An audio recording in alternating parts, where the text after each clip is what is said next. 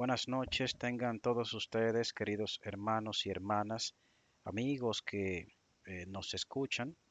Le damos la bienvenida a este canal Restaurando el Carácter de Dios. En esta noche hemos decidido predicar una vez más un tema más sobre esta serie del carácter de Dios. Una serie que va destinada a conocer más a Dios.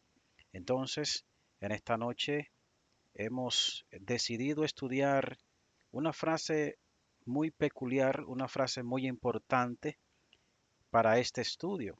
Entiendo que es muy importante el conocer esta frase, conocer esta expresión que aparece en la Biblia. Es importante conocerla ya que nos aclara más el panorama, nos aclara más el entendimiento con respecto al carácter de nuestro Dios. Dios endurece el corazón, pero antes de proceder con este estudio, quisiera que por favor me acompañen en oración. Oremos. Bendito Dios y Padre Celestial, que moras en las alturas de los cielos, te damos la gloria y la honra, Señor por los siglos de los siglos. Te damos gracias, oh Dios, porque nos has dado un día más de vida. Gracias, Señor, por Cristo y la salvación. Gracias, oh Dios, por la compañía de tus ángeles. En este momento, Señor, nos disponemos a seguir conociéndote más a través de tu santa palabra. Abre, oh Señor, nuestro entendimiento. Pon palabras en mí para que no sean palabras o entendimientos míos, Señor, sino palabra tuya, Dios mío. Ayúdanos a conocerte más. Bendice cada persona que está escuchando este tema, Señor, o que escuche este tema en lo porvenir. Bendice sus familiares, mi Dios. Perdona nuestros pecados, Señor. En el nombre de Jesús. Amén. Bien, hermanos, una vez más, muchas gracias por estar con nosotros. Ahí está en sus pantallas la expresión sobre la cual estaremos analizando, o la expresión que estaremos analizando. Y es que en el libro de Éxodo, eh, el pueblo de Israel estaba como esclavo, estaba esclavizado en Egipto. Ya eran cerca de 430 años, o ya 430 años como esclavos en Egipto, y el Señor se propuso entonces libertar al pueblo de Israel, sacarlo de la servidumbre con un propósito. El propósito era que el pueblo de Israel conociera a Dios, ya que el conocimiento de Dios había sido borrado de la mente del hombre. Dios se proponía darse a conocer, dar a conocer su carácter a través del pueblo de Israel. Pero el pueblo de Israel, siendo esclavo, no podía hacer la voluntad de Dios. Pues entonces Dios se propone libertar a este pueblo del yugo de Faraón a través de grandes señales y prodigios. Pero entonces Dios levanta a Moisés y a Aarón y lo envía donde Faraón y le dice, le da un cometido, te enviaré para a través de ti yo libertar al pueblo, se harán grandes señales y maravillas. Entonces, cuando Dios está planteándole el plan a Moisés o dándole el mandato, el cometido a Moisés, dándole la misión a Moisés, en el libro de Éxodo, el capítulo 4, hay una expresión que llama mucho mi atención. Éxodo 4:21 dice lo siguiente: Y dijo Jehová a Moisés, cuando hayas vuelto a Egipto, mira que hagas delante de Faraón todas las maravillas que he puesto en tu mano, perdón.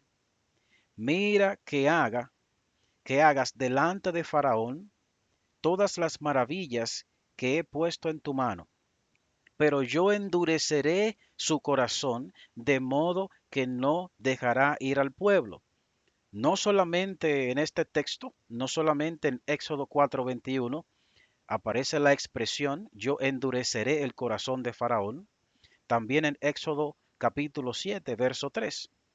Sí, dice, y yo endureceré el corazón de Faraón y multiplicaré en la tierra de Egipto mis señales y mis maravillas. ¿Por qué estudiar esta expresión?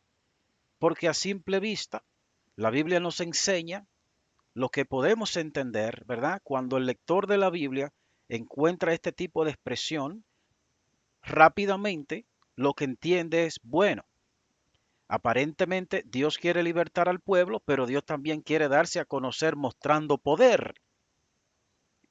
Por eso dice, yo voy a endurecer el corazón de Faraón para que no crea y no los deje ir. Entonces surge la pregunta, ya bajo ese pensamiento, porque sé que así lo pensaba yo anteriormente y sé que muchas personas lo piensan así cuando leen la Biblia. Entonces, ¿cuál es el propósito? ¿Mostrar Dios que tiene poder? ¿Mostrar Dios que puede hacer grandes cosas? ¿O el verdadero propósito es libertar al pueblo? Pero analizando esta expresión, yo endureceré el corazón de Faraón. Pudiéramos preguntarnos, pero Dios es todopoderoso. Dios formó al hombre. Dios creó el universo. Y que por su palabra todas las cosas existen. De manera que si por su palabra todas las cosas existen, pues también por su palabra podrían dejar de existir todas las cosas. Si el propósito de Dios fuera causarle dolor al ser humano, simplemente lo haría. Si el propósito de Dios fuera quitar vida, simplemente lo haría y ya. No tiene ni siquiera que enviar a Moisés, no tiene ni siquiera que enviar a nadie, simplemente lo hace y punto. Entonces, ¿qué hay? ¿Cuál es la redención detrás de todo esto? Estaremos analizando esta frase con la Biblia y con el espíritu de profecía, como siempre lo hemos venido realizando. Dice, yo endureceré el corazón de Faraón. No tiene mucho sentido, pero ¿por qué no tiene mucho sentido entenderlo literalmente? ¿Por qué? Porque si Dios lo que quiere es libertar a su pueblo, ¿cómo que también va a endurecer el corazón de Faraón para que Faraón no deje ir al pueblo? Seguimos hacia adelante. Una cita o un texto que aparece, un texto muy importante que aparece en el libro Patriarcas y Profetas, página 268. Dice, antes de enviar cada plaga, Moisés había de describir su naturaleza y sus efectos para que el rey se salvara de ella si quería. Aquí aparece una declaración muy importante porque la Biblia me presenta que Dios dice, yo voy a endurecer el corazón de Faraón, pero entonces la inspiración divina, la otra inspiración divina, el espíritu de profecía, ¿verdad? Me muestra a mí que el propósito de Dios era también que Faraón se salvara. De manera que si el propósito de Faraón, si el propósito de Dios era que Faraón se salvara, él mismo, milagrosamente o sobrenaturalmente, no tocaría el corazón de Faraón para que Faraón se endureciera y dijera que no. O sea, no tiene sentido verlo desde ese punto de vista. Si el propósito de Dios era que Faraón se salvara, pues no tiene sentido verlo desde el punto de vista literal de que sí, que Dios impidió que Faraón aceptara. No tiene sentido, hermanos y hermanas, verlo desde ese punto de vista. En Éxodo el capítulo 8, el verso 15, dice, pero viendo Faraón que le habían dado reposo, o sea, habían cesado las plagas por alguna intercesión de Moisés. Entonces dice, pero viendo Faraón que le habían dado reposo, endureció su corazón y no los escuchó como Jehová lo había dicho. Aquí ya vamos viendo, va mostrando la misma palabra de Dios. ¿Quién es que se endurece el corazón? A pesar de que en los primeros dos textos vimos que dice la palabra de Dios, yo endureceré el corazón de Faraón. Pero aquí en Éxodo 8:15 dice que Faraón endureció su corazón, ya que íbamos viendo que no fue Dios. ¿Y cómo lo endureció? No los escuchó. Endureció su corazón porque no escuchó el llamado de salvación que había.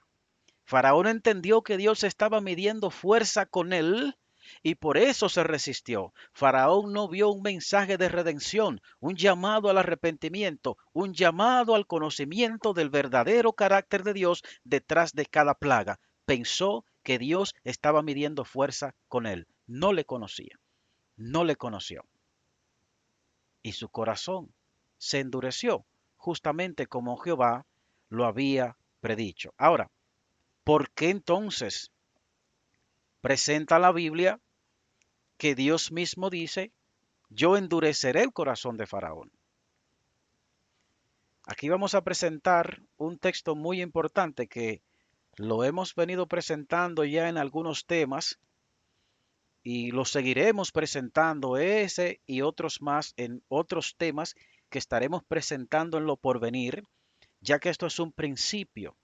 Y lo que queremos con estas presentaciones es que sea entendida la palabra de Dios desde el punto de vista de que Dios no mata, que Dios no destruye, porque esa es la verdad. Eso es lo que Cristo nos reveló, a eso fue que vino. Y Dios es principio. Entonces, Comentario Bíblico Adventista, el tomo 4, página 676, dice: en el lenguaje figurado bíblico se le atribuyen a Dios muchas acciones, no porque Él las haya realizado, escucha bien, no porque Él las haya realizado, sino porque a pesar de su omnipotencia y omnisapiencia, no impide que se realicen. Si se entiende este principio, se explican muchas afirmaciones que parecen contradecir directamente lo que dice la Biblia en cuanto al carácter puro y santo de Dios. Repetimos, existe un lenguaje figurado en la Biblia y el escritor bíblico, como sabe que Dios es omnipotente, que todo lo puede, y es omnisapiente, que todo lo sabe, Dios no impide que se realicen ciertas cosas. Entonces el escritor de la Biblia dice, Dios lo causó, no porque Él lo haya causado con sus propias manos, ni tampoco sus ángeles, sino que a pesar de que lo sabe y puede impedirlo, Dios no lo impide. Por eso se le llama lenguaje figurado. Allí vamos entendiendo entonces que cuando la palabra de Dios dice, yo endureceré el corazón de Faraón, no es que Dios tocara, no es que Dios iba a tocar él mismo el corazón de Faraón o impedir que Faraón creyera. No, es que Dios sabía de antemano que Faraón iba a rechazar el mensaje de redención y que por ende su corazón quedaría endurecido. Lógicamente, Dios no lo iba a impedir. Continuamos. Ahora vamos a ver en algunos textos que nos presenta la sierva del Señor de cómo es que se realiza el endurecimiento del corazón, cómo sucede. El libro Conflicto y Valor, página 88 y el párrafo 3 dicen: al rechazar la luz del cielo, su corazón se endureció. Escuchen bien, al rechazar la luz del cielo, su corazón se endureció y se hizo insensible. La providencia de Dios estaba revelando su poder, y estas manifestaciones, al no ser aceptadas, eran el medio de endurecer el corazón de Faraón hacia una luz mayor. Los que exaltan sus propias ideas por sobre la voluntad claramente especificada de Dios, están diciendo como lo hizo Faraón: ¿quién es Jehová para que yo oiga su voz? Cada rechazo de la luz endurece el corazón y oscurece el entendimiento. Y de esta manera los hombres encuentran más y más difícil distinguir entre lo correcto y lo incorrecto y se vuelven más audaces en resistir la voluntad de Dios. Aquí hay una definición, una explicación contundente, exacta y perfecta de cómo es que sucede el endurecimiento del corazón. Cada rechazo de la luz endurece el corazón y oscurece el entendimiento. Cada rechazo, hermano, cada vez que rechazamos los mensajes de Dios, cada vez que rechazamos una verdad que llega a nosotros, eso va a ir endureciendo nuestros corazones y va a ir oscureciendo nuestro entendimiento. Deseado de todas las gentes, en el mismo tenor, deseado de todas las gentes, página 289, párrafo 2. No es Dios quien ciega los ojos de los hombres y endurece su corazón. Esta sí es contundente, hermanos, porque lamentablemente, digo lamentablemente, porque siento pena en mi corazón que personas conozcan estas informaciones, escuchen estas informaciones y que todavía la verdad no haya penetrado en su mente y su corazón para comenzar a ver el carácter de Dios tal como está representado en su ley o tal como lo representó Cristo Jesús. Y que todavía continúen buscando y buscando y buscando y buscando para no aceptar la luz del cielo con respecto al carácter de Dios, el cual es el mensaje más importante que hayan recibido seres mortales, revelar el carácter de Dios. Eso hizo Cristo, a eso vino y a eso envió sus discípulos y a eso nos envió a nosotros también. O a eso nos envía a nosotros, presentar por palabra y en ejemplo de vida el carácter de Dios. Repito, dice la cita, no es Dios quien ciega los ojos de los hombres y endurece su corazón. Él les manda luz para corregir sus errores y conducirlos por sendas seguras. Es por el rechazamiento de esta luz como los ojos se ciegan y el corazón se endurece. Con frecuencia esto se realiza gradual y casi imperceptiblemente.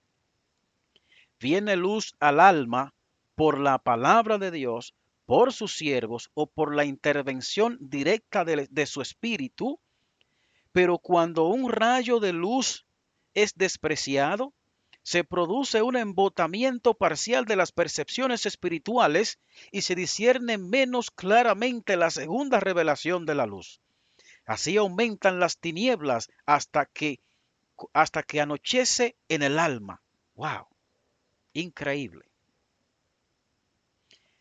Se produce un embotamiento parcial de las percepciones espirituales y se discierne menos claramente la segunda revelación de la luz.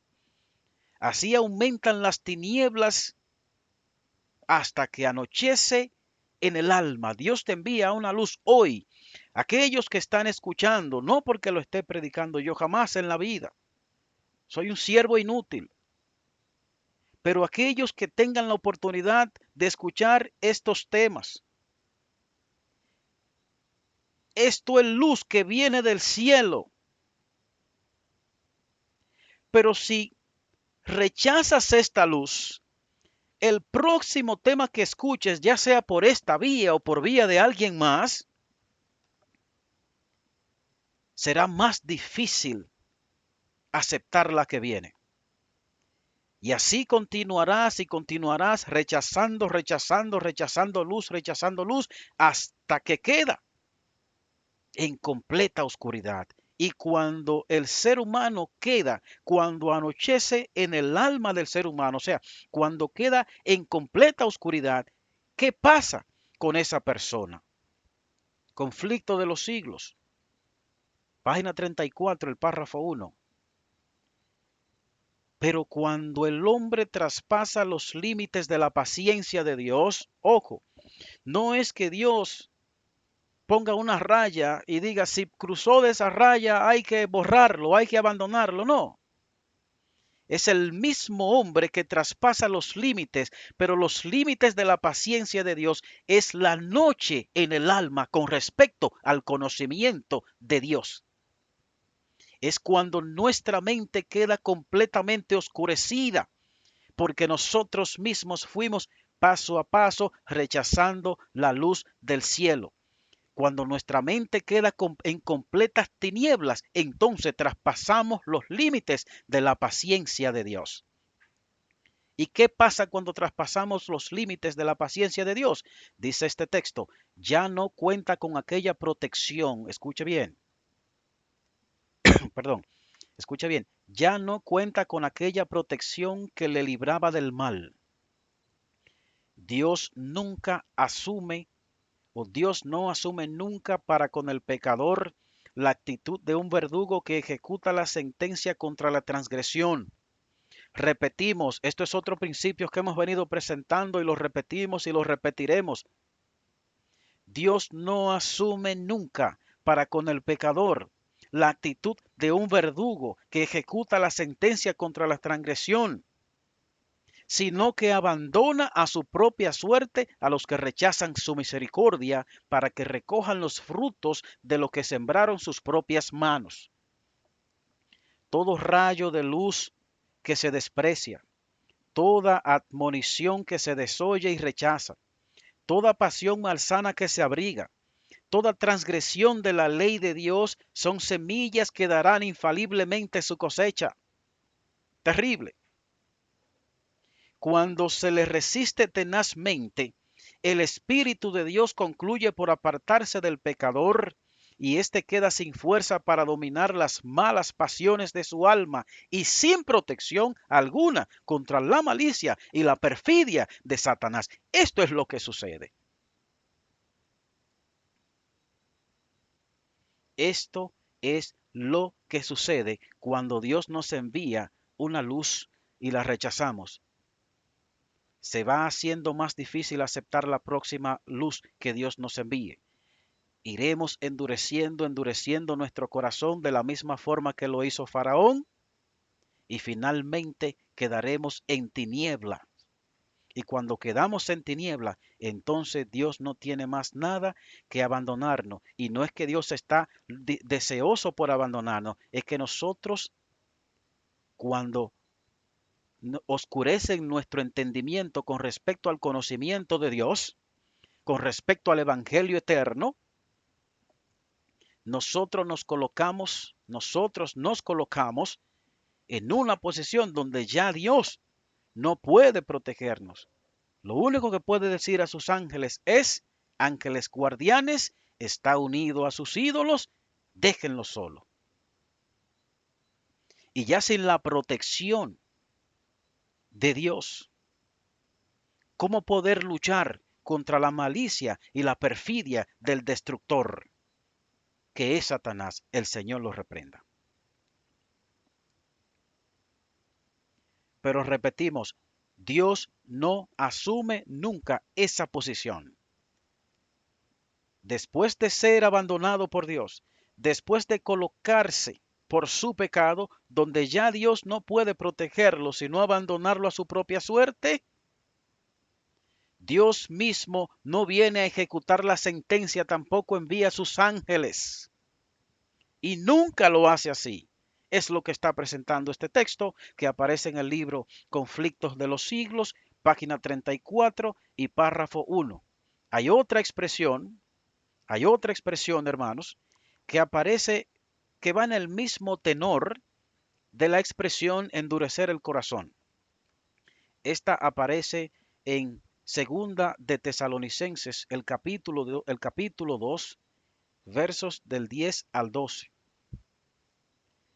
Por cuanto no recibieron el amor de la verdad para ser salvos, por esto Dios les envía un poder engañoso para que crean en la mentira, a fin de que sean condenados todos los que nos creyeron a la verdad, sino que se complacieron en la injusticia. Otra expresión del mismo tenor, otra expresión presentada en el mismo lenguaje figurado de la Biblia, donde se presenta a Dios como enviando error a la mente de los seres humanos que no quieren escuchar su mensaje para que se pierdan como una forma de venganza. Recordemos que no es así, no se puede interpretar así, no se puede entender así, porque eso contradice la misma palabra de Dios, contradice sus mandamientos y contradice el testimonio del testigo fiel. Eso es si lo entendemos así. Pero si vemos la luz detrás del texto, si vemos la luz en la palabra de Dios, entonces nuestras mentes serán iluminadas e iremos creciendo de gloria en gloria hasta llegar a la misma imagen de Dios en carácter. Dice, Dios les envía un poder engañoso para que crean la mentira, pero Dios no obra de esa forma. Hay un lenguaje figurado. Lo hemos venido estudiando ya. Interesante. El texto que viene, o el texto que ya está en sus pantallas, que aparece en el libro Hechos de los Apóstoles, página 216, el párrafo 2. Dice, especialmente solemne es la declaración del apóstol respecto a aquellos que rehusaron recibir el amor de la verdad. Por tanto, pues, declaró concerniente a todos los que deliberadamente rechazaron el mensaje de verdad. Escuche bien, todos los que deliberadamente rechazaron los mensajes de verdad, les envía a Dios operación de error para que crean a la mentira, para que sean condenados todos los que no creyeron a la verdad, antes consintieron a la iniquidad. Sigue diciendo la cita. Los hombres no pueden rechazar con impunidad las amonestaciones que Dios les envía en su misericordia. De aquellos que persisten en apartarse de sus amonestaciones, Dios retira su espíritu y los abandona a los engaños que ellos aman. Es que Dios te abandona a tu error, no es que Dios te lo envía. Claramente explicado acá. No es que Él oscurece tu mente Él mismo, no es que Él endurece tu corazón, es que Él te abandona a tu error. Es el camino que tú preferiste. Pero dice el texto en Tesalonicenses que por cuanto no recibieron el amor de la verdad, ¿y qué es la verdad? El evangelio eterno. ¿Y qué es la verdad? Cristo. ¿Y qué es la verdad? Sus mandamientos. Porque sus mandamientos representan el carácter del Padre y el carácter del Hijo. Así es que si no recibo la verdad, si no recibo la presentación correcta del carácter de Dios, el cual es la verdad, entonces Dios me abandona a que yo siga creyendo la mentira o los engaños que yo tanto amo. ¿Cuáles son esos engaños? Una falsa representación que ha venido haciendo Satanás desde el mismo cielo con respecto al carácter de Dios, donde ha venido presentando a Dios como un tirano, como un ser inexorable, como alguien que no tiene piedad, como alguien que es el causante del dolor, de la enfermedad y la muerte. Esos engaños. Pero a través de este medio, si tú estás escuchando este tema, a través del testimonio de Cristo, a través de la palabra de Dios y a través de muchas otras formas, Dios quiere iluminar tu mente y Dios quiere que esas falsedades del error, escuchando la verdad, escuchando una verdadera o una presentación correcta del carácter de Dios, tú puedas aceptarla para ir abandonando esos errores. Pero de no hacerlo así, entonces serás abandonado para que sigas creyendo en tus errores, para que sigas viendo a Dios como el tirano en todo este gran conflicto, para que sigas viendo a Dios como el causante de las enfermedades, del dolor y de la muerte, cuando no es así. Y eso fue demostrado por Cristo Jesús, encomendado a los discípulos. y encomendado a los seguidores de Cristo que hemos alcanzado el fin de los siglos. Escucha hoy la voz de Dios y no endurezcas tu corazón rechazando la luz del cielo, porque Dios no mata, hermano, Dios no destruye. Será hasta la próxima. Dios te bendiga y la paz de Dios llene todo tu ser. Dios te bendiga.